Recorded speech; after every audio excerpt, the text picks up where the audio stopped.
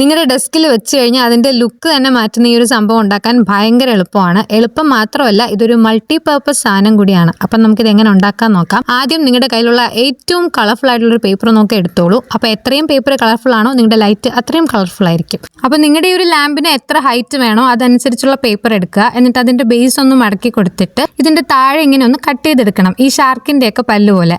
ഇനി അത് മടക്കി കൊടുക്കുക, ഒട്ടിച്ചു കൊടുക്കുക, അത്രേ ഉള്ളൂ കാര്യം. പിന്നെ ഇത് നമുക്കൊരു ബേസ് വേണം. അതിനുവേണ്ടി ഇതിങ്ങനെ തിരിച്ചു വെച്ച് ഒരു സർക്കിൾ ഷേപ്പിൽ പേപ്പർ കട്ട് ചെയ്തെടുക്കണം. 2 എണ്ണം വേണം. ഇനി ഇതിന്റെ താഴെ ഫുൾ ഇങ്ങനെ പശ തേച്ചിട്ട് ഒരു സർക്കിൾ അകത്തൊട്ടിക്കുക. അത് ഫുള്ളും കഴിഞ്ഞ് കഴിയുമ്പോൾ അത് തിരിച്ചു വെച്ചിട്ട് മറ്റേ സർക്കിൾ അതിന്റെ മേലെ ഒട്ടിക്കുക. ഇപ്പോൾ ബേസിനൊരു കട്ടിയും വരും, നല്ലൊരു ഭംഗിയായിരിക്കും. ഇനി ഇതിനൊരു ജീവൻ കൊടുക്കണ്ടേ, അതിനുവേണ്ടി ചെവിയും കണ്ണും മൂക്കും വായും നിങ്ങൾക്ക് എന്തൊക്കെ അറിയാമോ അതെല്ലാം ആഡ് ചെയ്ത് കൊടുക്കണം. നിങ്ങൾക്ക് ഇഷ്ടമുള്ള ക്യാരക്ടർ ആക്കാം. മുയലോ പൂച്ചയോ നിങ്ങൾക്ക് ഏതാണോ ഇഷ്ടം അതാക്കാം. ഇപ്പം ഞങ്ങളൊരു മുയൽ പൂച്ച ഒരു ഹൈബ്രിഡ് ആയിട്ട് വരുമായിരിക്കും.